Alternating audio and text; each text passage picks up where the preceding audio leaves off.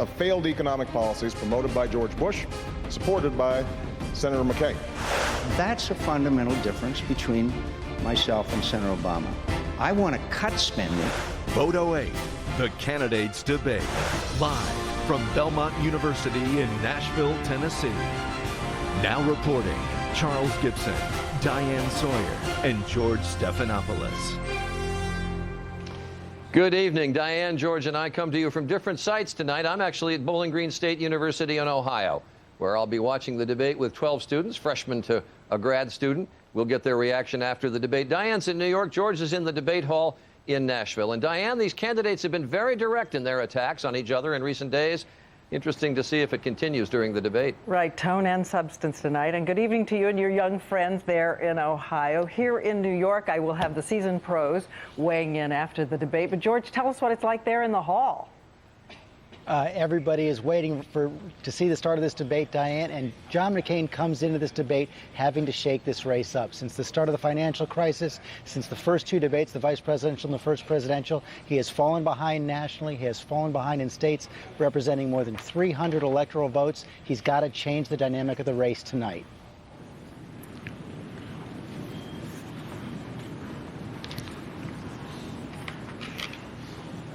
Good evening from Belmont University in Nashville, Tennessee. I'm Tom Brokaw of NBC News, and welcome to this second presidential debate sponsored by the Commission on Presidential Debates. Tonight's debate is the only one with a town hall format. The Gallup organization chose 80 uncommitted voters from the Nashville area to be here with us tonight. And earlier today, each of them gave me a copy of their question for the candidates. From all of these questions and from tens of thousands submitted online, I have selected a long list of excellent questions on domestic and foreign policy. Neither the commission nor the candidates have seen the questions, and although we won't be able to get to all of them tonight, we should have a wide-ranging discussion 1 month before the election. Each candidate will have 2 minutes to respond to a common question, and there will be a 1-minute follow-up. The audience here in the hall has agreed to be polite and attentive, no cheering or outburst. Those of you at home, of course, are not so constrained. The only exception in the hall is right now, as it is my privilege to introduce the candidates, Senator Barack Obama of Illinois and Senator John McCain of Arizona. Gentlemen.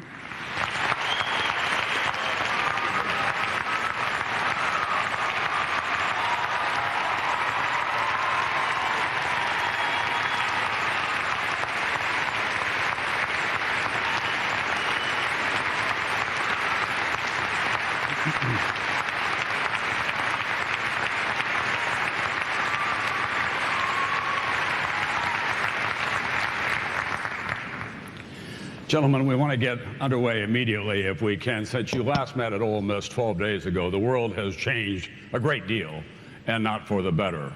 We still don't know where the bottom is at this time. As you might expect, many of the questions that we have from here in the hall tonight and from online have to do with the American economy and, in fact, with global economic conditions. I understand that you flipped a coin, and Senator Obama, you'll begin tonight. And we're going to have our first question from over here in Section A from Alan Schaefer. Alan? With the economy on the downturn and retired and older citizens and workers losing their incomes, what's the fastest, most positive solution to bail these people out of the economic ruin? Well, Alan, thank you very much for the question. I want to first, obviously, thank Belmont University. Tom, thank you. And to all of you who are participating tonight and those of you who sent email questions in. I think everybody knows now we are in the worst financial crisis since the Great Depression.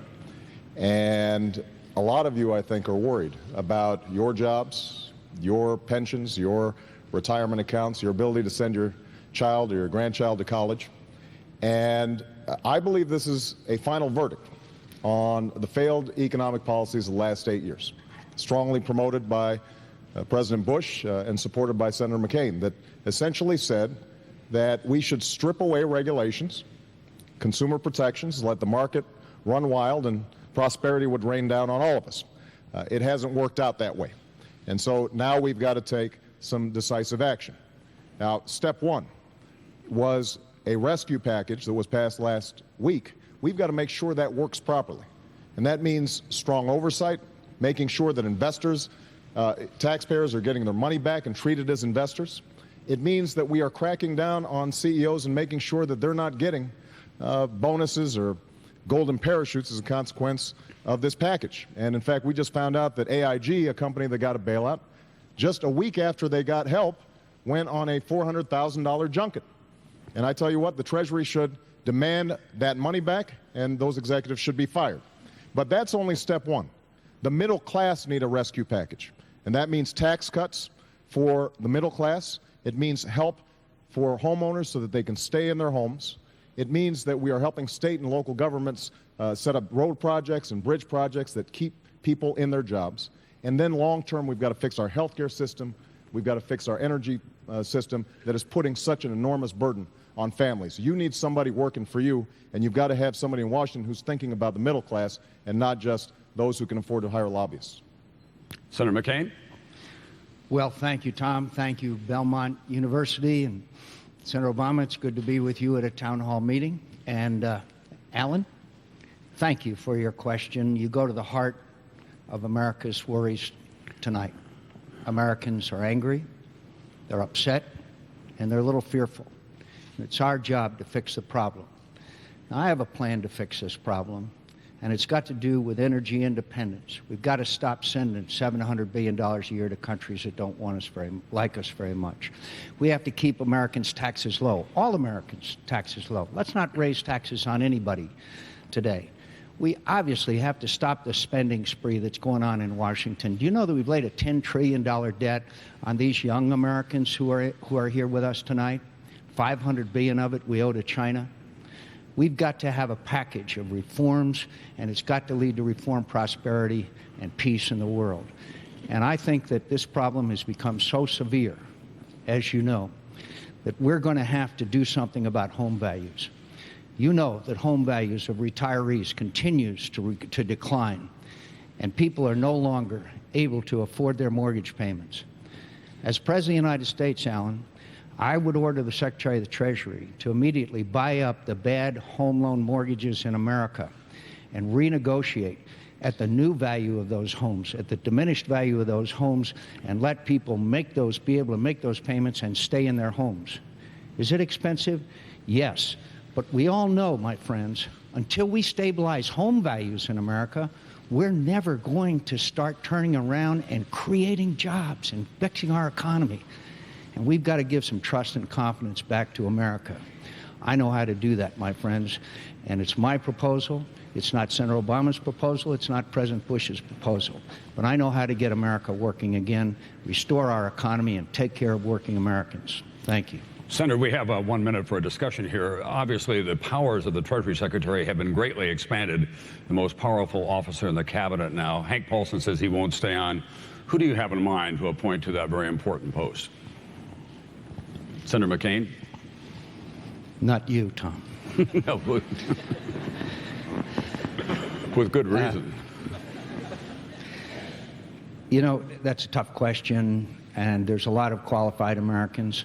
But I think the first criteria, Tom, would have to be somebody who immediately Americans identify with. Immediately say, we can trust that individual. Supporter of Senator Obama's is Warren Buffett. He's already weighed in and helped stabilize some of the difficulties in the markets and with companies and corporations, institutions today. I like Meg Whitman.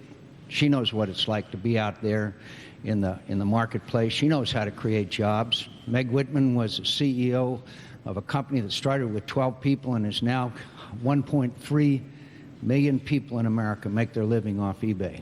Maybe somebody here has done a little business with them. But the point is, it's going to have to be somebody who inspires trust and confidence. Because the problem in America today, to a large extent, Tom, is that we don't have trust and confidence in our institutions because of the corruption on Wall Street and the greed and excess and the cronyism in Washington, D.C. All right. Senator McCain, Senator Obama, who do you have in mind for Treasury Secretary? Well, Warren would be a pretty good choice, Warren Buffett, and I'm pleased to have his support, but there are other folks out there. The key is making sure that the next Treasury Secretary understands that it's not enough just to help those at the top. Prosperity is not just going to trickle down. We've got to help the middle class. And we've, Senator McCain and I have some fundamental disagreements on the economy, starting with Senator McCain's statement earlier that he thought the fundamentals of the economy were sound. Part of the problem here is that for many of you, wages and incomes have flatlined. For many of you, it is getting harder and harder to save, harder and harder to retire. And that's why, for example, on tax policy, what I want to do is provide a middle-class tax cut to 95% of working Americans, those who are working 2 jobs, people who are not spending enough time with their kids because they are struggling to make ends meet. Senator McCain is right that we've got to stabilize housing prices, but underlying that is loss of jobs and loss of income. That's something that the next Treasury Secretary is going to have to work on. Senator Obama, thank you very much. May I remind both of you, if I can, that we're operating under rules that you signed off on, and when we have a discussion, it really is to be confined within about a minute or so. We're going to go now, Senator McCain, to the next question for you from the hall here, and it comes from Oliver Clark, who is over here in Section F. Oliver? Well, Senators, through this economic crisis, most of the people that I know have had a difficult time, and through this bailout package, I was wondering what it is that's going to actually help those people out. Well, thank you, Oliver, and that's an excellent question because, as you just described it, bailout, when I believe that it's rescue. Because of the greed and excess in Washington and Wall Street, Main Street was paying a very heavy price, and we know that. I left my campaign and suspended it to go back to Washington to make sure that there were additional protections for the taxpayer, in the form of good oversight, in the form of taxpayers being the first to be paid back when our economy recovers, and it will recover, and a number of other measures. But one of the real catalysts, really the match that lit this fire, was Fannie Mae and Freddie Mac. I'll bet you may never even have heard of them before this crisis. But they're the ones that, with the encouragement of Senator Obama and his cronies and his friends in Washington, that went out and made all these risky loans, gave them to people that couldn't never afford to pay back. And there were some of us that stood up 2 years ago and said, we've got to enact legislation to fix this. We've got to stop this greed and excess. Meanwhile, the Democrats in the Senate and some members of Congress defended what Fannie and Freddie were doing. They resisted any change. Meanwhile, they were getting all kinds of money in campaign contributions. Senator Obama was the second highest recipient of Fannie Mae and Freddie Mac money in history. So this rescue package means that we will stabilize markets. We will shore up these institutions, but it's not enough. That's why we're going to have to go out into the housing market, and we're going to have to buy up these bad loans, and we're going to have to stabilize home values. And that way Americans can, like Alan, can realize the American dream and stay in their home. But Fannie and Freddie were the catalyst, the match that started this forest fire. There were some of us that stood up against it. There was others who took a hike. Senator Obama. Well, Oliver, first let me tell you what's in the rescue package for you. Right now, the credit markets are frozen up. And what that means as a practical matter is that small businesses and some large businesses just can't get loans. If they can't get a loan, that means that they can't make payroll. If they can't make payroll, then they may end up having to shut their doors and lay people off. And if you imagine just one company trying to deal with that, now imagine 1 million companies all across the country. So it could end up having an adverse effect on everybody. And that's why we had to take action, but we shouldn't have been there in the first place. Now, I've got to correct a little bit of Senator McCain's history, not surprisingly. Let's first of all understand that the biggest problem in this whole process was the deregulation of the financial system. Senator McCain, as recently as March, bragged about the fact that he is a deregulator. On the other hand, 2 years ago, I said that we've got a subprime lending crisis that has to be dealt with. I wrote to Secretary Paulson. I wrote to Federal Reserve Chairman Bernanke. and told them this is something we have to deal with, and nobody did anything about it. A year ago, I went to Wall Street and said we've got to re-regulate, and nothing happened. And Senator McCain, during that period, said that we should keep on deregulating because that's how the free enterprise system works. Now, with respect to Fannie Mae, what Senator McCain didn't mention is the fact that this bill that he talked about wasn't his own bill. He jumped on it a year after it had been introduced, and it never got passed. And I never promoted Fannie Mae. In fact, Senator McCain's campaign chairman's firm was a lobbyist on behalf of Fannie Mae, not me. So, but look, you're not interested in hearing politicians pointing fingers. What you're interested in is trying to figure out how is this going to impact you. This is not the end of the process. This is the beginning of the process. And that's why it's going to be so important for us to work with homeowners to make sure that they can stay in their homes. The Secretary already has the power to do that in the rescue package, but it hasn't been exercised yet. And the next president has to make sure that the next Treasury Secretary is thinking about how to strengthen you as a home buyer, you as a homeowner, and not simply think about bailing out banks on Wall Street. Senator Obama, time for discussion. I'm going to begin with you. Are you saying to Mr. Clark and to the other members of the American television audience that the American economy is going to get much worse before it gets better, and they ought to be prepared for that? No. I am confident about the American economy, but we are going to have some leadership from Washington that not only sets out much better regulations for the financial system. The problem is we still have a archaic 20th century regulatory system for 21st century financial markets. We're going to have to coordinate with other countries to make sure that whatever actions we take work. But most importantly, we're going to have to help ordinary families be able to stay in their homes, make sure that they can pay their bills, deal with critical issues like health care and energy. And we're going to have to change the culture in Washington so that lobbyists and special interests aren't driving the process and your voices aren't being drowned out. Senator McCain, in all candor, do you think the economy is going to get worse before it gets better? I think it depends on what we do. I think if we act effectively, if we stabilize the housing market, which I believe we can, if we go out and buy up these bad loans so that people can have a new mortgage at the new value of their home. I think if we get rid of the cronyism and special interest influence in Washington so we can act more effectively.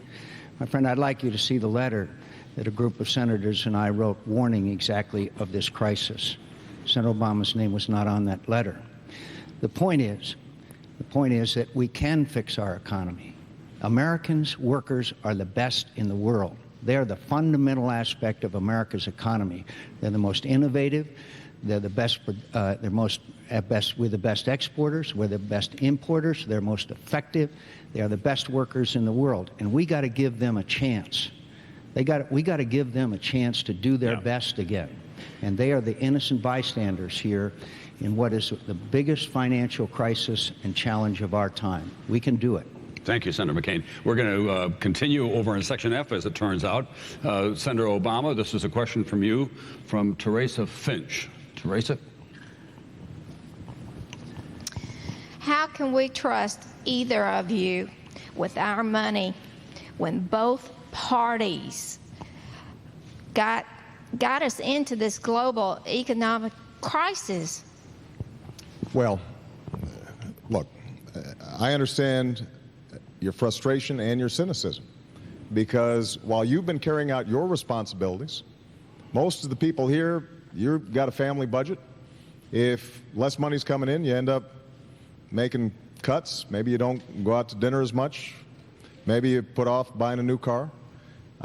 That's not what happens in Washington. And you're right, there's a lot of blame to go around. But I think it's important just to remember a little bit of history. When George Bush came into office, we had surpluses. And now we have a $500 billion deficit annually. When George Bush came into office, our debt, national debt, was around $5 trillion. It's now over $10 trillion. We've almost doubled it. And so, while it's true that nobody's completely innocent here, we have had, over the last 8 years, the biggest increases in deficit spending and national debt in our history. And Senator McCain voted for 4 out of 5 of those George Bush budgets. So here's what I would do. I'm going to spend some money on the key issues that we've got to work on. You may have seen your health care premiums go up. We've got to reform health care to help you and your budget. We are going to have to deal with energy because we can't keep on borrowing from the Chinese and sending money to Saudi Arabia. We are mortgaging our children's future. We've got to have a different energy plan. We've got to invest in college affordability. So we're going to have to make some investments, but we've also got to make spending cuts. And what I've proposed, you'll hear Senator McCain say, well, he's proposing a whole bunch of new spending, but actually I am cutting more than I'm spending so that it will be a net spending cut. The key is whether or not we've got priorities that are working for you as opposed to those who've been dictating policy in Washington lately, and that's mostly lobbyists and special interests. We've got to put an end to that. Senator McCain. Well, Teresa, thank you. And I can see why you feel that cynicism and mistrust, because the system in Washington is broken. And I have been a consistent reformer. I have advocated and taken on the special interest, whether they be the big money people, by reaching across the aisle and working with Senator Feingold on campaign finance reform, whether it being a variety of other issues, working with Senator Lieberman on trying to address climate change. I have a clear record of bipartisanship.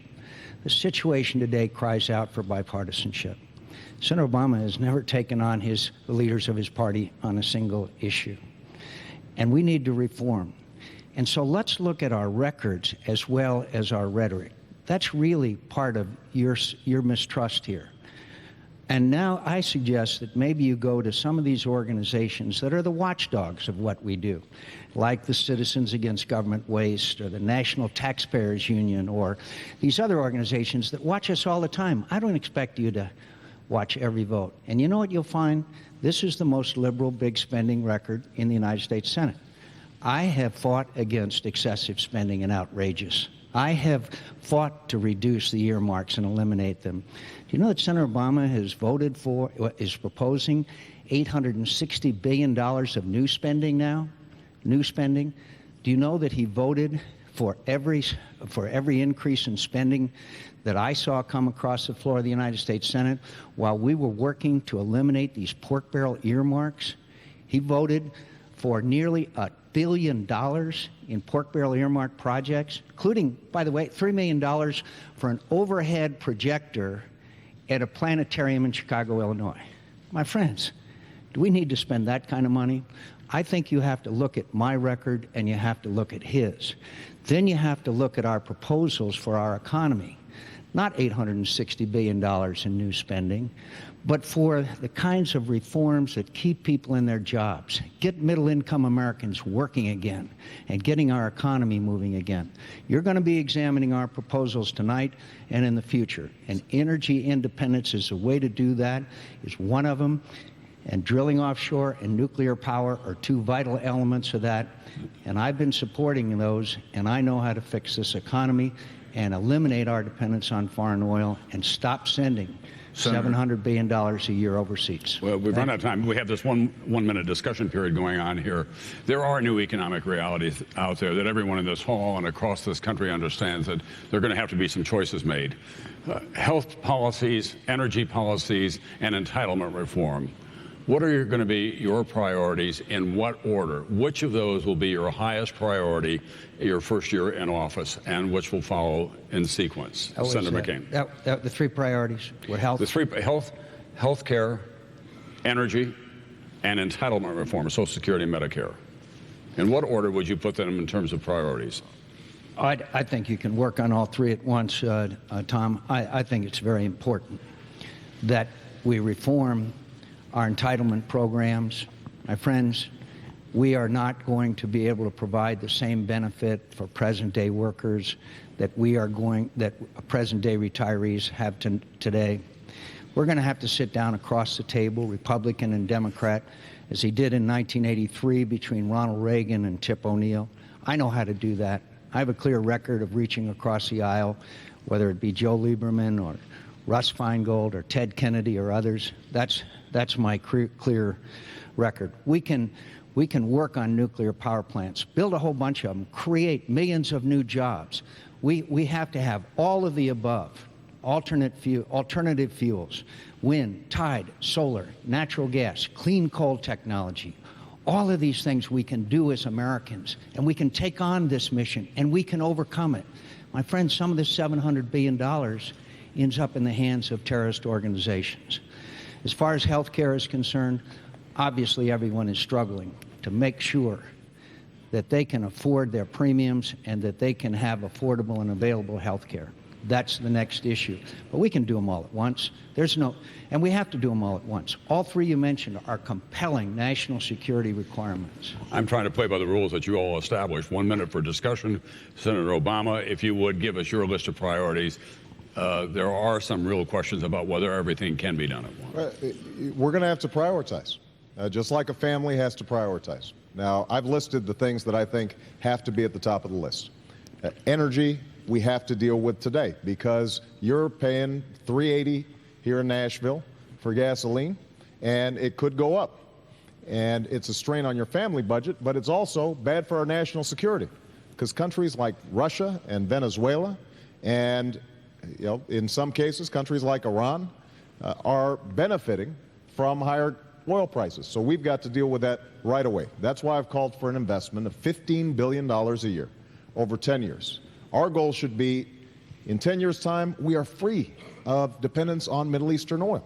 And we can do it. And when JFK said, we're going to the moon in 10 years, nobody was sure how to do it, but we understood that if the American people make a decision to do something, it gets done. So that would be priority number one. Healthcare is priority number two, because that broken healthcare system is bad not only for families, but it's making our businesses less competitive. And number three, we've got to deal with education so that our young people are competitive in a global economy. But just one point I want to make, Tom. Senator McCain mentioned looking at our records. We do need to look at our records. Senator McCain likes to talk about earmarks a lot, and that's important.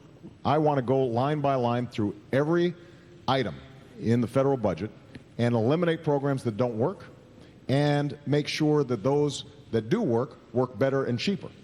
But understand this, we also have to look at where some of our tax revenues are going. So when Senator McCain proposes a $300 billion tax cut, a continuation not only of the Bush tax cuts, but an additional $200 billion that he's going to give to big corporations, including big oil companies, $4 billion worth, that's money out of the system.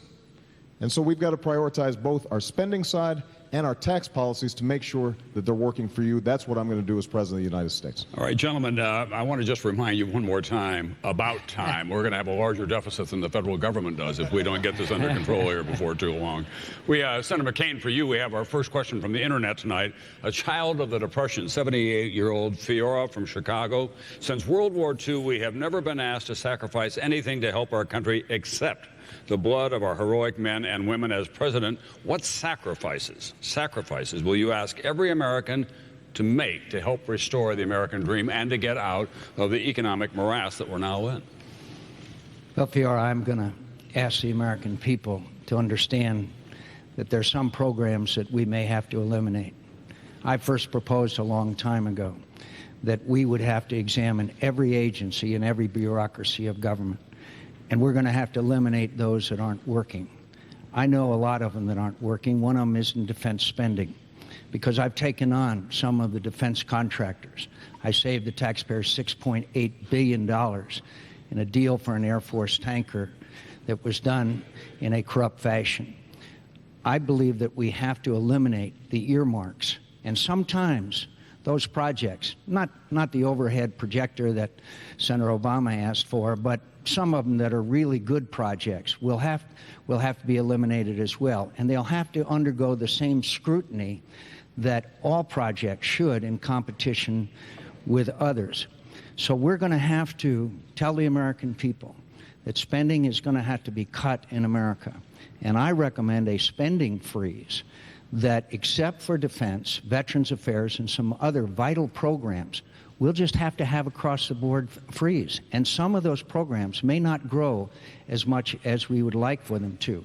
But we can establish priorities with full transparency, with full knowledge of the American people and full consultation, not done behind closed doors and shoving earmarks in the middle of the night into programs that sometimes we don't even know about until months later. And by the way, I want to go back a second. Look, we can attack healthcare and energy at the same time. We're not rifle shots here. We are Americans. We can, with the participation of all Americans, work together and solve these problems together. Frankly, I'm not going to tell that person without health insurance that I'm sorry, you'll have to wait. I'm going to tell you Americans, we'll get to work right away, and we'll get to work together, and we can get them all done, because that's what America's been doing. Senator McCain, thank you very much. Senator Obama. You know, a lot of you remember the tragedy of 9/11 and where you were on that day, and you know how all of the country was ready to come together and make enormous changes to make us not only safer, but to make us a better country and a more unified country. And you know, President Bush did some smart things at the outset. But one of the opportunities that was missed was when he spoke to the American people, he said, go out and shop. That wasn't the kind of call to service that I think the American people were looking for. And so you know, it's important to understand that I think the American people are hungry for the kind of leadership that is going to tackle these problems, not just in government, but outside of government. And let's take the example of energy, which we already spoke about. There is going to be the need for each and every one of us to start thinking about how we use energy. I believe in the need for increased oil production. We're going to have to explore new ways to get more oil, and that includes offshore drilling. It includes telling the oil companies that currently have 68 million acres that they're not using, that either you use them or you lose them. We're going to have to develop clean coal technology and safe ways to store nuclear energy. But each and every one of us can start thinking about how can we save energy in our homes and in our buildings. And one of the things I want to do is make sure that we're providing incentives so that you can buy a fuel-efficient car that's made right here in the United States of America, not in Japan or South Korea. Making sure that you are able to weatherize your home or make your business more fuel efficient. And that's going to require effort from each and every one of us. And the last point I just want to make, I think the young people of America are especially interested in how they can serve. And that's one of the reasons why I'm interested in doubling the Peace Corps, making sure that we are creating a volunteer corps all across this country that can be involved in their community, involved in military service, so that military families and our troops are not the only ones bearing the burden of renewing America. That's something that all of us have to be involved with, and that requires some leadership from Washington. Senator Obama, as we begin very quickly our discussion period, President Bush, you'll remember last summer, said that Wall Street got drunk. A lot of people now look back and think the federal government got drunk, and in fact the American consumers got drunk. How would you as president try to break those bad habits of too much debt and too much easy credit, specifically across the board for this country, not just at the federal level, but as a model for the rest of the country as well? Well, I think it starts with Washington. We've got to show that we've got good habits, because if we're running up trillion-dollar debts that we're passing on to the next generation, then a lot of people are going to think, well, you know what, there's easy money out there. It means, and I have to, again, repeat this, it means not just looking at the spending side, but also at the revenue side. I mean, Senator McCain has been talking tough about earmarks, and that's good. But earmarks account for about $18 billion of our budget. Now, when Senator McCain is proposing tax cuts that would give the average Fortune 500 CEO an additional $700,000 in tax cuts, that's not sharing a burden. And so part of the problem, I think, for a lot of people who are listening here tonight is they don't feel as if they are sharing the burden with other folks. I mean, it's tough to ask a teacher who's making $30,000 or $35,000 a year to tighten her belt when people who are making much more than her are living pretty high on the hog. And that's why I think it's important for the president to set a tone that says all of us are going to contribute, all of us are going to make sacrifices, and it means that, yes, we may have to cut some spending, although I disagree with Senator McCain about an across-the-board freeze. That's an example of an unfair burden sharing. That's using a hatchet to cut the federal budget. I want to use a scalpel so that people who need help are getting help, and those of us like myself and Senator McCain who don't need help aren't getting it. That's how we make sure that everybody is willing to make a few sacrifices. Senator McCain. Well, you know, nailing down Senator Obama's various tax proposals is like nailing Jell-O to the wall. There's been 5 or 6 of them, and if you wait long enough, there'll probably be another one. But he wants to raise taxes. My friends, the last president to raise taxes during tough economic times was Herbert Hoover, and he practiced protectionism as well, which I'm sure we'll get to at some point. You know, last year, up to this time, we've lost 700,000 jobs in America. The only bright spot is that over 300,000 jobs have been created by small businesses. Senator Obama's secret that you don't know is that his tax increases will increase taxes on 50% of small business revenue. Small businesses across America will have to cut jobs and will have their taxes increase and won't be able to hire because of Senator Obama's tax policies. You know, he said some time ago, he said he would forgo his tax increases if the economy was bad. I got some news, Senator Obama. The news is bad. So let's not raise anybody's taxes, my friends, and make it be very clear to you, I am not in favor of tax cuts for the wealthy. I am in favor of leaving the tax rates alone and reducing the tax burden on middle-income Americans by doubling your tax exemption for every child from $3,500 to $7,000, to giving every American a $5,000 refundable tax credit and go out and get the health insurance you want, rather than mandates and fines for small businesses, as Senator Obama's plan calls for. And let's create jobs and let's get our economy going again, and let's not raise anybody's taxes.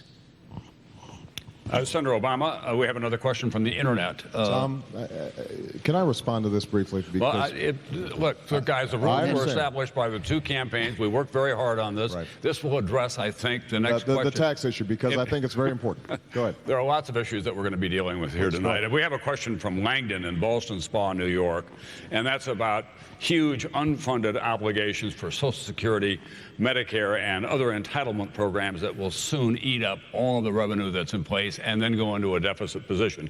Since the rules are pretty loose here, I'm going to add my own to this one. Instead of having a discussion, let me just ask you as a coda to that. Would you give Congress a date certain to reform Social Security and Medicare within 2 years after you take office? Because in a bipartisan way, everyone agrees that's a big ticking time bomb that will eat us up, maybe even more than the mortgage crisis. Well, Tom, we're going to have to take on entitlements, and I think we've got to do it quickly. We're going to have a lot of work to do, so I can't guarantee that we're going to do it in the next 2 years, but I'd like to do it in my first term as president.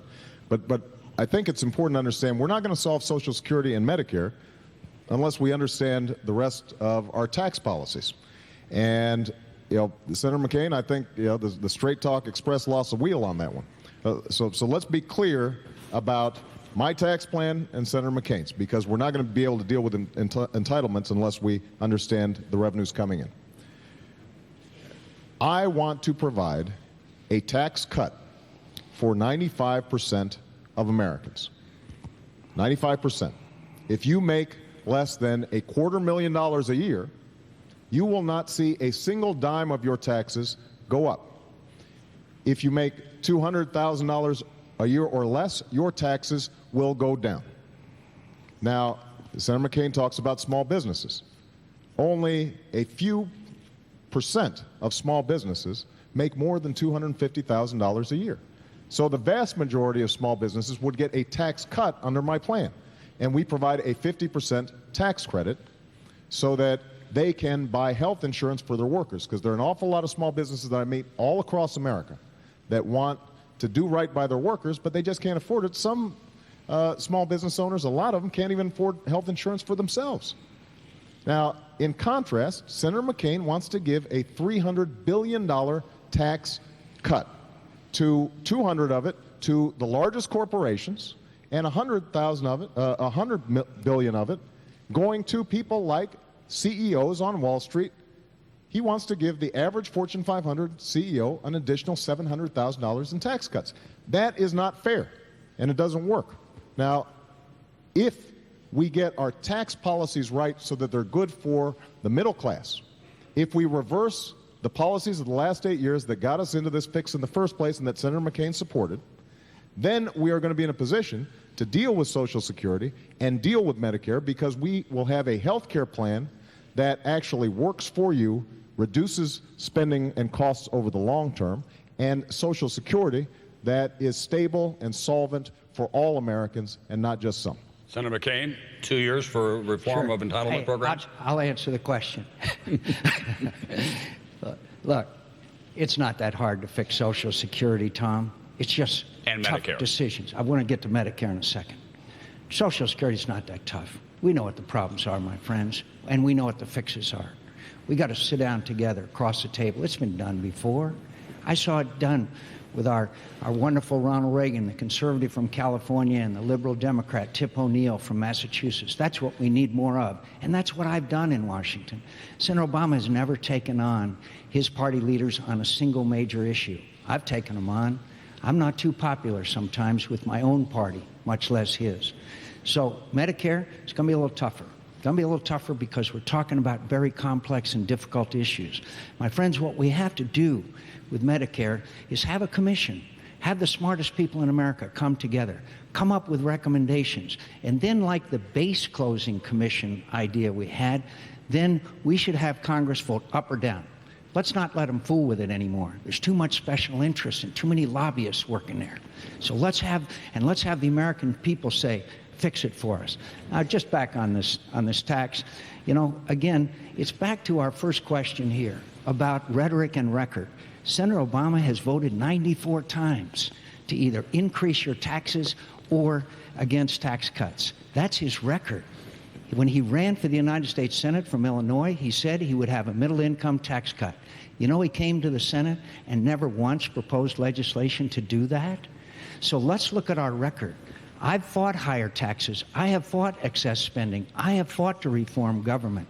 Let's look at our records, my friends, and then listen to my vision for the future of America. And we'll get our economy going again, and our best days are ahead of us. Senator McCain, thank you very much. I'm going to stick by my part of the pack and not ask a follow-up here. The next question does come from the hall for Senator McCain. It comes from Section C over here, and it's from Ingrid Jackson. Ingrid? Senator McCain, I want to know, we saw that Congress moved pretty fast in the face of an economic crisis. I want to know what you would do within the first 2 years to make sure that Congress moves fast as far as environmental issues like climate change and green jobs. Well, thank you. Look, we are in tough economic times. We all know that. And let's never forget the struggle that Americans are in today. But when we have an issue that we may hand our children and our grandchildren a damaged planet, I have disagreed strongly with the Bush administration on this issue. I traveled all over the world looking at the effects of greenhouse gas emissions. Joe Lieberman and I introduced the first legislation, and we forced votes on it. That's the good news, my friends. Bad news is we lost. But we kept the debate going, and we kept this issue to posing to Americans the danger that climate change poses. Now, what's the best way of fixing it? Nuclear power. Senator Obama says that it has to be safe or disposable or something like that. Look, I was on Navy ships that had nuclear power plants. Nuclear power is safe and it's clean, and it creates hundreds of thousands of jobs. And I know that we can reprocess the spent nuclear fuel. The Japanese, the British, and the French do it. And we can do it too. Senator Obama has opposed that. We can move forward. and clean up our climate and develop green technologies and alternative energies for hybrid, for hydrogen, for battery-powered cars, so that we can clean up our environment and at the same time get our economy going by creating millions of jobs. We can do that. We as Americans, because we're the best innovators, we're the best producers, and 95% of the people who are our market live outside of the United States of America. Senator Obama? This is one of the biggest challenges of our times. And it is absolutely critical that we understand this is not just a challenge, it's an opportunity.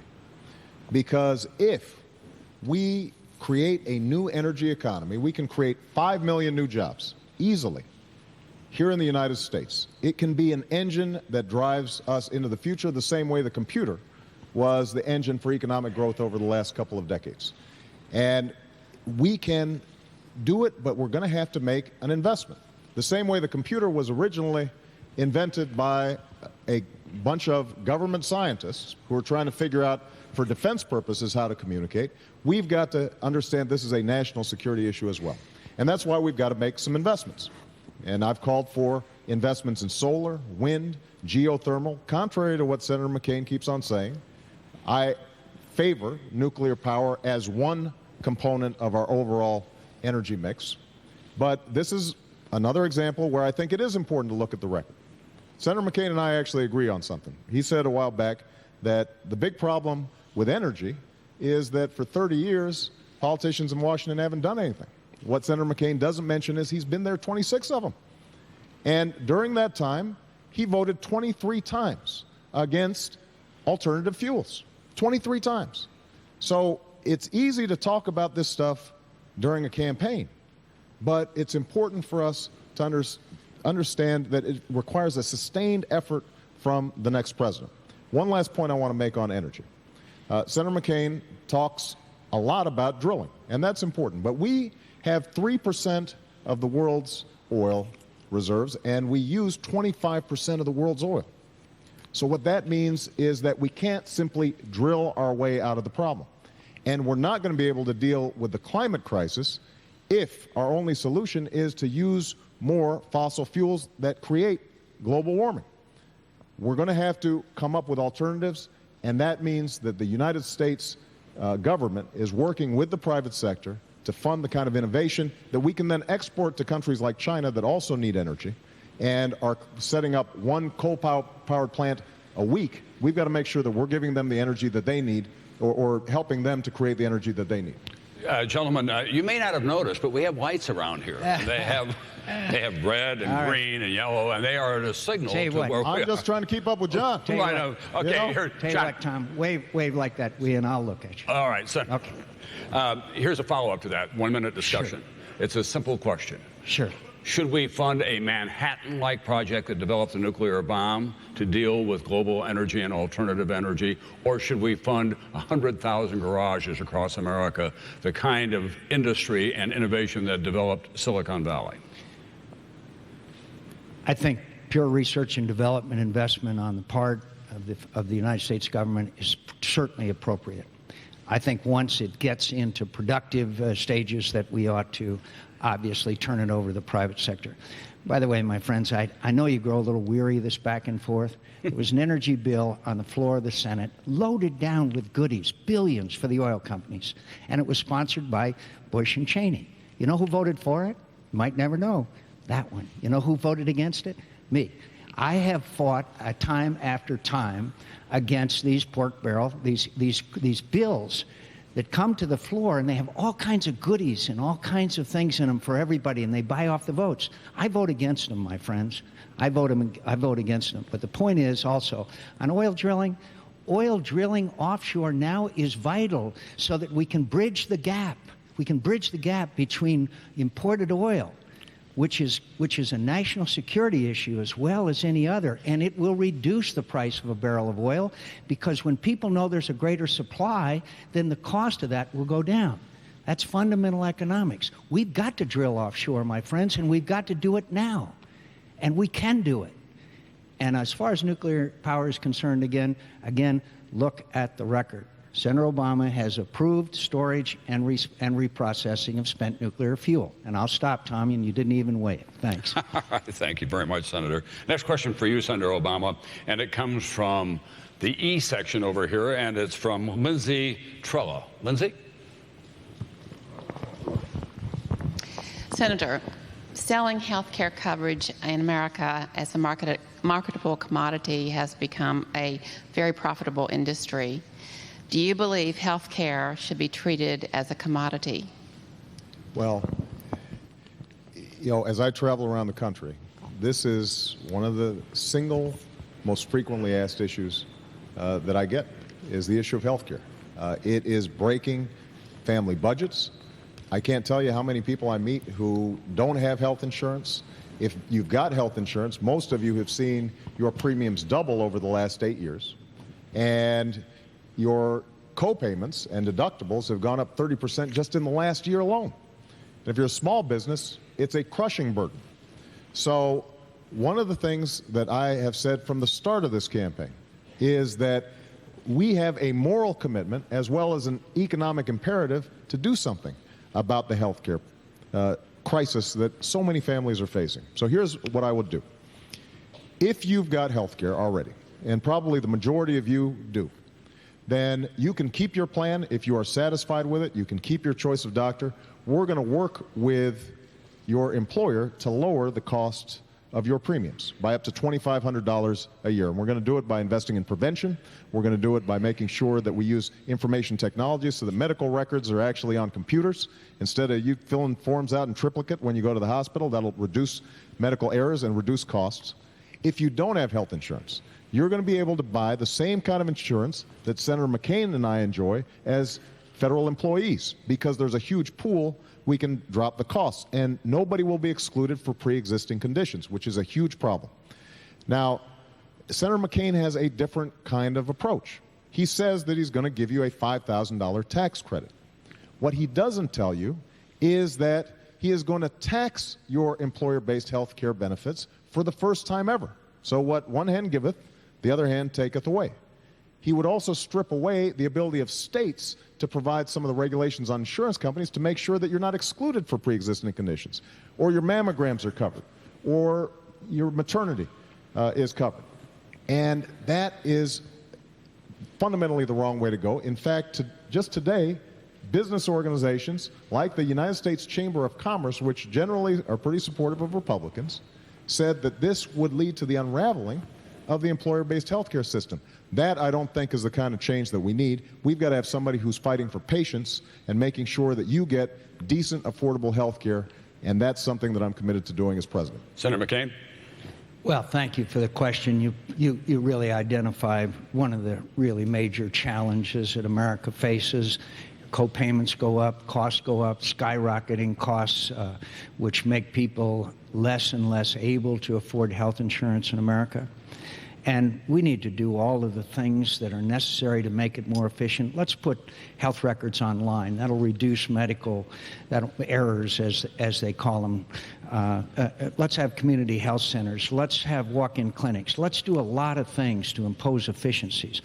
But what is at stake here in this healthcare issue is the fundamental difference between myself and Senator Obama. As you notice, he starts talking about government. He starts like government will do this and government will do that, and then government will, and he'll impose mandates. If you're a small business person and you don't insure your employees, Senator Obama will fine you. Will fine you. That's remarkable. If you're a parent and you're struggling to get health insurance for your children, Senator Obama will fine you. I want to give every American a $5,000 refundable tax credit. They can take anywhere across state lines. Why not? Don't we go across state lines when we purchase other things in America? Of course it's okay to go across state lines, because in Arizona, they may offer a better plan that suits you best than it does here in Tennessee. And if you do the math, those people who have employer-based health benefits, if you put the tax on it and you have what's left over and you add $5,000 that you're going to get as a refundable tax credit, do the math. 95% of the American people will have increased funds to go out and buy the insurance of their choice and to shop around and to get all those people will be covered except for those who have these gold-plated Cadillac kinds of policies, you know, like hair transplants.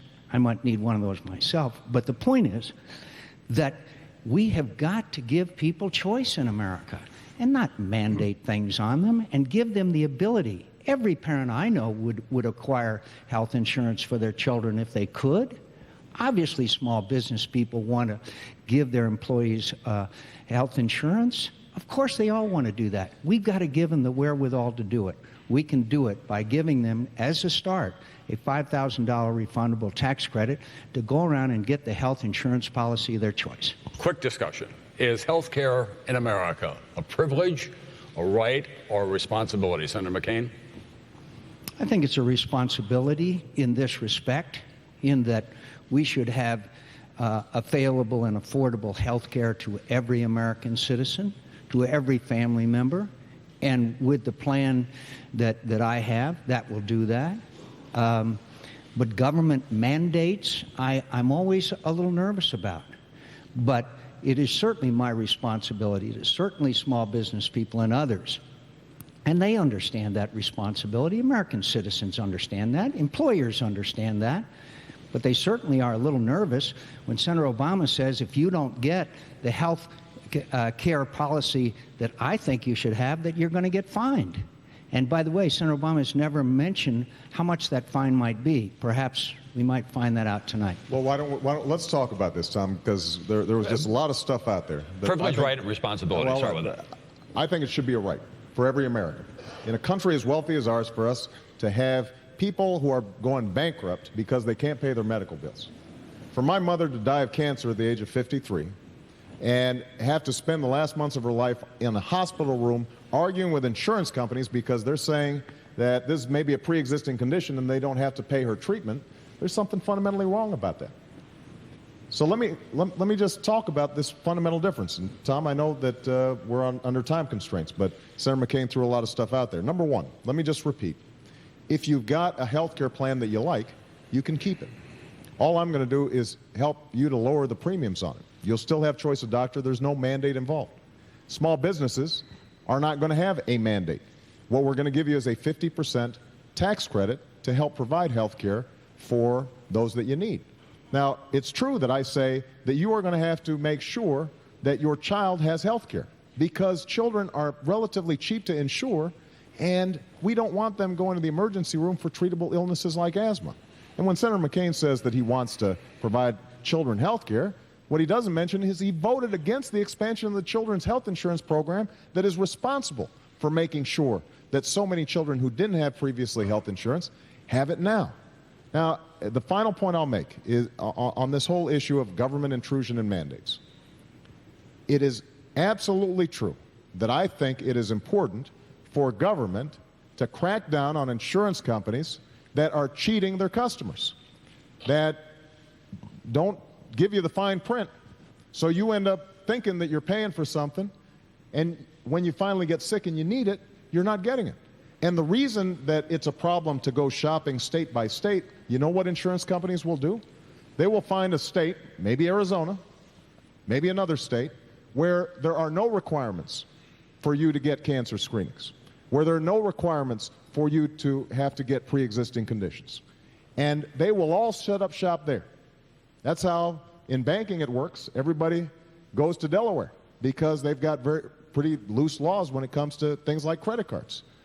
And in that situation, what happens is that the protections you have, the consumer protections that you need, you're not going to have available to you. That is a fundamental difference that I have with Senator McCain. He believes in deregulation in every circumstance. That's what we've been going through for the last 8 years. It hasn't worked, and we need fundamental change. Senator, we want to move on now. We come back to the hall here. We're going to shift gears here a little bit, and we're going to go to foreign policy and international matters if we can. Before we leave that, did we hear the size of the fine? Phil Elliott is over here in this section, and Phil Elliott has a question for Senator McCain. Phil? Yes, Senator McCain. How will all the recent economic stress affect our nation's ability to act as a peacemaker in the world? Well, I thank you for that question, because there's no doubt that history shows us that nations that are strong militarily over time have to have a strong economy as well. And that is one of the challenges that America faces. But having said that, America, and we'll hear a lot of criticism, I've heard a lot of criticism about America and our national security policy and all that, and much of that criticism is justified. But the fact is, America is the greatest force for good in the history of the world. My friends, we have gone to all four corners of the earth and shed American blood in defense usually of somebody else's freedom and our own. So we are peacemakers and we're peacekeepers. But the challenge is to know when the United States of America can beneficially affect the outcome of a crisis, when to go in and when not, when American military power is worth the expenditure of our most precious treasure. And that question can only be answered with someone with the knowledge and the experience and the judgment to know when our national security is not only at risk, but where the United States of America can make a difference in preventing genocide, in preventing the spread of terrorism, in doing the things that the United States has done. Not always well, but we've done because we're a nation of good. And I am convinced that my record, going back to my opposition from sending the Marines to Lebanon, to supporting our efforts in Kosovo and Bosnia and the first Gulf War, and my judgment, I think, is something that a record that I'm willing to stand on. Senator Obama was wrong about Iraq and the surge. He was wrong about Russia when they committed aggression against Georgia. And in his short career, he does not understand our national security challenges. We don't have time for on-the-job training, my friend. Senator Obama, the economic constraints on U.S. military action around the world. Well, you know, Senator McCain in the last debate and today again suggested that I don't understand. It's true. There are some things I don't understand. I don't understand how we ended up invading a country that had nothing to do with 9/11, while Osama bin Laden and al-Qaeda are setting up base camps and safe havens to train terrorists to attack us. That was Senator McCain's judgment, and it was the wrong judgment. When Senator McCain was cheerleading the president to go into Iraq, he suggested it was going to be quick and easy. We'd be greeted as liberators. That was the wrong judgment, and it's been costly to us. So one of the difficulties with Iraq is that it has put an enormous strain, first of all, on our troops, obviously, and they have performed heroically and honorably, and we owe them an extraordinary debt of gratitude. But it's also put an enormous strain on our budget. We've spent, so far, close to $700 billion, and if we continue on the path that we're on, as Senator McCain is suggesting, it's going to go well over $1 trillion. We're spending $10 billion a month in Iraq at a time when the Iraqis have a $79 billion surplus. $79 billion. And we need that $10 billion a month here in the United States to put people back to work, to do all these wonderful things that Senator McCain suggested we should be doing, but has not yet explained how he would pay for. Now, Senator McCain and I do agree. This is the greatest nation on earth. We are a force of good in the world. But there has never been a nation in the history of the world that saw its economy decline and maintained its military superiority. And the strains that have been placed on our alliances around the world and the respect that's been diminished over the last 8 years has constrained us in able to act on something like the genocide in Darfur because we don't have the resources or the allies to do everything that we should be doing. That's going to change when I'm president, but we can't change it unless we fundamentally change Senator McCain's and George Bush's foreign policy. It has not worked for America. Senator Obama, let me ask you, let's see if we can establish tonight the Obama doctrine and the McCain doctrine for the use of United States combat forces in situations where there's a humanitarian crisis, but it does not affect our national security. Take the Congo, where 4.5 million people have died since 1998, or take Rwanda in the earlier and dreadful days, or Somalia. What is the Obama doctrine for use of force that the United States would send when we don't have national security issues at stake? Well, we may not always have national security issues at stake, but we have moral issues at stake. I mean, if we could have intervened effectively in the Holocaust, who among us would say that we had a moral obligation not to go in? If we could have stopped Rwanda, surely if we had the ability, that would be something that we would have to strongly consider and act. So, when genocide is happening, when ethnic cleansing is happening somewhere around the world, and we stand idly by, that diminishes us. And so I do believe that we have to consider it as part of our interests, our national interests, in intervening where possible. But understand that there's a lot of cruelty around the world. We're not going to be able to be everywhere all the time. That's why it's so important for us to be able to work in concert with our allies. Let's take the example of Darfur just for a moment. Right now, there's a peacekeeping force that has been set up, and we have African Union troops in Darfur to stop a genocide that has killed hundreds of thousands of people. We could be providing logistical support, setting up a no-fly zone at relatively little cost to us, but we can only do it if we can help mobilize the international community and lead. And that's what I intend to do when I'm president. Senator McCain, the McCain doctrine, if you will. Well, let me just follow up, my friends. If we had done what Senator Obama wanted done in Iraq, and that was set a date for withdrawal, which General Petraeus, our chairman of our Joint Chiefs of Staff, said would be a very dangerous course to take for America, then we would have had a wider war. We would have been back. Iranian influence would have increased. Al-Qaeda would have reestablished a base. There was a lot at stake there, my friends. And I can tell you right now that Senator Obama would have brought our troops home in defeat.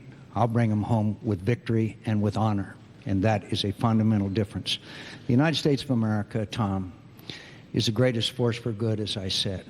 And we must do whatever we can to prevent genocide, whatever we can to prevent these terrible calamities that we have said never again.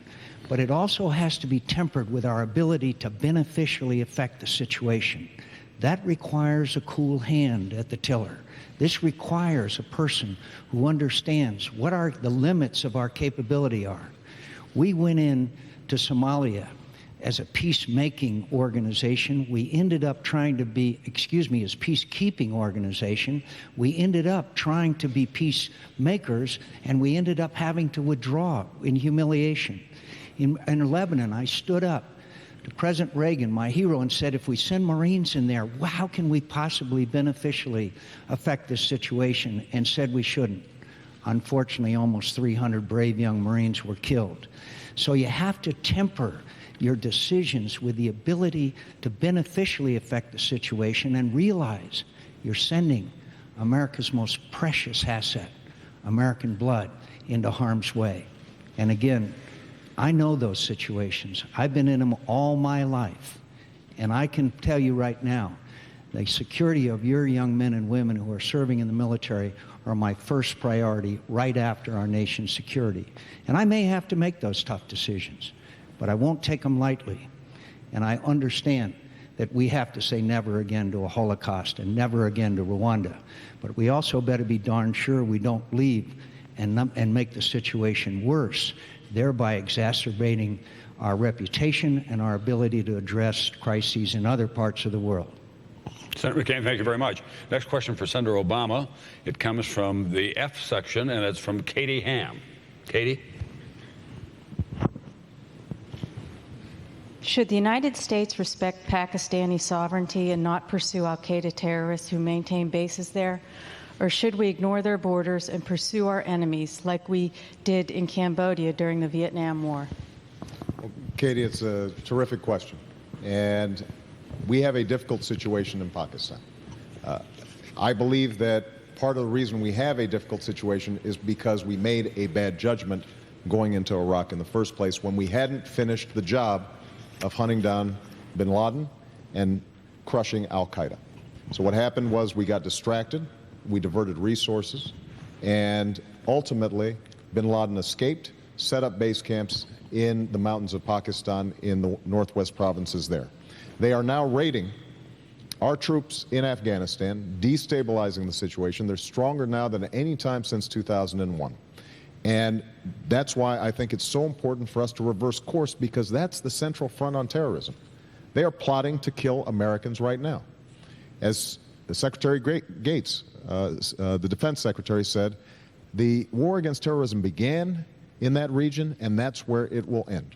So part of the reason I think it's so important for us to end the war in Iraq is to be able to get more troops into Afghanistan, put more pressure on the Afghan government to do what it needs to do, eliminate some of the drug trafficking that's funding terrorism.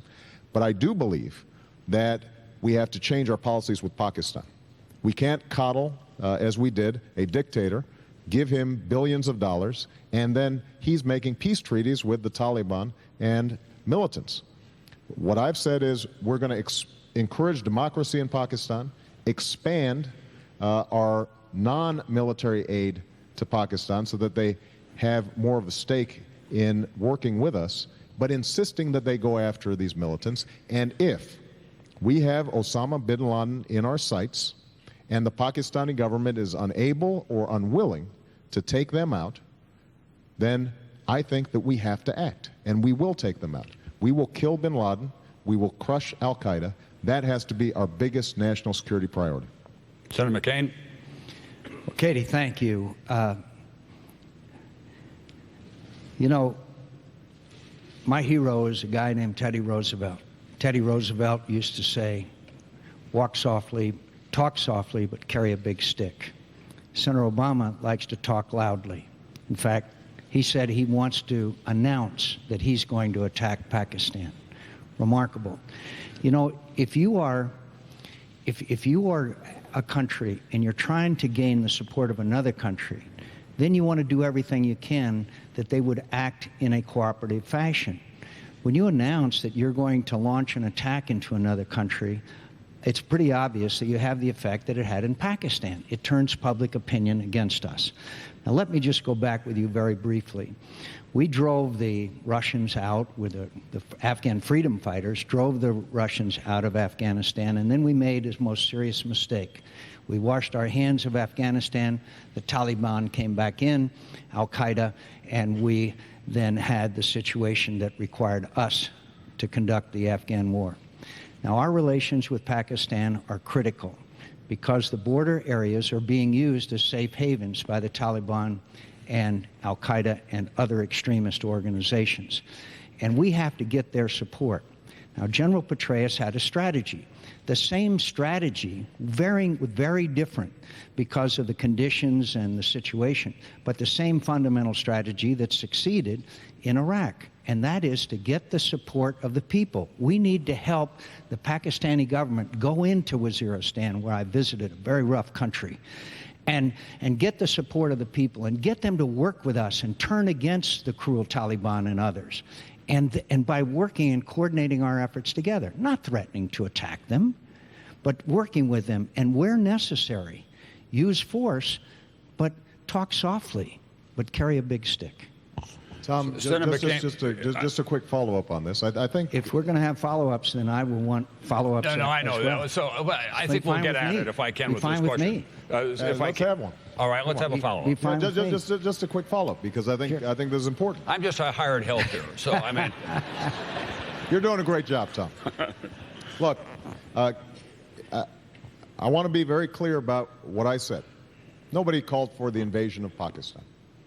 Senator McCain continues to repeat this. What I said was the same thing that the audience here today heard me say, which is if Pakistan is unable or unwilling to hunt down bin Laden and take him out, then we should. Now, that I think has to be our policy because they are threatening to kill more Americans. Now, Senator McCain suggests that somehow, I'm green behind the ears and I'm just spouting off, and he's somber and responsible. Thank you very much. Senator McCain, this is the guy who sang Bomb, Bomb, Bomb Iran, who called for the annihilation of North Korea. That I don't think is an example of speaking softly. This is the person who, after we had we hadn't even finished Afghanistan where he said, next up, Baghdad. So I agree that we have to speak responsibly, and we have to act responsibly. And the reason Pakistan, the popular opinion of America had diminished in Pakistan was because we were supporting a dictator. Musharraf had given him $10 billion over 7 years, and he had suspended civil liberties. We were not promoting democracy. This is the kind of policies that ultimately end up undermining our ability to fight the war on terrorism, and it will change when I'm president. Tom, if we're going to go back and forth, I'd like to have equal time to go to respond. Yeah, you get to last word here, and then we have to move on. Not true. Not true. I have obviously supported those efforts that the United States had to go in militarily, and I have opposed those that I didn't think so. I understand what it's like to send young Americans in harm's way. I was joking with a veteran. I hate to even go into this. I was joking with an old veteran friend who joked with me about Iran. But the point is that I know how to handle these crises. And Senator Obama, by saying that he would attack Pakistan, look at the context of his words. I'll get Osama bin Laden, my friends. I'll get him. I know how to get him. I'll get him no matter what. And I know how to do it. But I'm not going to telegraph my punches, which is what Senator Obama did. And I'm going to act responsibly, as I have acted responsibly throughout my military career and throughout my career in the United States Senate. And we have fundamental disagreements about the use of military power and how you do it. And you just saw it in response to previous questions. Can I get a quick response from the two of you about developments in Afghanistan this week? The senior British military commander, who is now leaving after a second tour, and their senior diplomatic presence there, Sherrod Cooper-Coles, who is well known as an expert in the area, both have said that we're failing in Afghanistan. The commander said we cannot win there. We've got to get it down to a low-level insurgency, let the Afghans take it over. Cooper-Coles said what we need is an acceptable dictator. If either of you becomes president, as one of you will, how do you reorganize Afghanistan strategy, or do you? Briefly, if you can. I'll be very brief. We are going to have to make the Iraqi government start taking more responsibility, withdraw our troops in a responsible way over time, because we're going to have to put some additional troops in Afghanistan. General McCain, the commander in Afghanistan right now, is desperate for more help because our bases and outposts are now targets for more aggressive Afghan or Taliban offensives. We're also going to have to work with the Karzai government, and when I met with President Karzai, I was very clear that you are going to have to do better by your people in order for us to gain the popular support that's necessary. I don't think he has to be a dictator. We want a democracy in Afghanistan, but we have to have a government that is responsive to the Afghan people, and frankly, it's just not responsive right now. Senator McCain, briefly. General Petraeus has just taken over a position of responsibility where he has the command and will really set the tone for the strategy and tactics that are using. I've had conversations with him. It is the same overall strategy. Of course, we have to do some things tactically, some of which Senator Obama is correct on. We have to double the size of the Afghan army. We have to have a streamlined NATO command structure. We have to do a lot of things. We have to work much more closely with the Pakistanis. But most importantly, we have to have the same strategy which Senator Obama said wouldn't work, couldn't work, still fails to admit that he was wrong about Iraq. He will still not admit that he was wrong about the strategy of the surge in Iraq. And that's the same kind of strategy of go out and secure and hold and allow people to live normal lives. And once they feel secure, then they lead normal social, economic, political lives. The same thing that's happening in Iraq today. So I have confidence that General Petraeus, working with the Pakistanis, working with the Afghans, doing the same job that he did in Iraq, we will succeed, and we will bring our troops home with honor and victory and not in defeat. Senator McCain, this question is for you from the internet. It's from Alden in Hewitt, Texas. How can we apply pressure to Russia for humanitarian issues in an effective manner without starting another Cold War? First of all, I say I don't think we're not going to have another Cold War with Russia. But have no doubt that Russia's behavior is certainly outside the norms of behavior that we would expect for nations which are very wealthy, as Russia has become because of their petrodollars. Now, long ago, I warned about Vladimir Putin. I said I looked into his eyes and saw three letters, a K, a G, and a B. He has surrounded himself with former KGB apparatchiks. He has gradually repressed most of the liberties that we would expect for nations to observe, and he has exhibited most aggressive behavior, obviously in Georgia. Said before, watch Ukraine. Ukraine right now is in the sights of Vladimir Putin, those that want to reassemble the old Soviet Union. We've got to show moral support for Georgia. We've got to show moral support for Ukraine. We've got to advocate for their membership in NATO. We have to make the Russians understand that there are penalties for this kind of behavior, this kind of naked aggression into Georgia, a tiny country and a tiny democracy. And so, of course, we want to bring international pressures to bear on Russia in hopes that that will modify and eventually change their behavior. Now, the G8 is one of those, but there are many others. But the Russians must understand that these kinds of actions and activities are not acceptable, and hopefully we will use the leverage, economic, diplomatic, and others, united with our allies and friends in Europe who are equally disturbed as we are about their recent behavior. Senator Obama. It will not be a reignition of the Cold War, but Russia is a challenge. Senator Obama. We're winding down, so if we can keep track of the time. Well, the resurgence of Russia is one of the central issues that we're going to have to deal with in the next presidency. And for the most part, I agree with Senator McCain on many of the steps that have to be taken, but we can't just provide moral support. We've got to provide moral support to the Poles and Estonia and Latvia and all the nations that were former Soviet satellites, but we've also got to provide them with financial and concrete assistance to help rebuild their economies.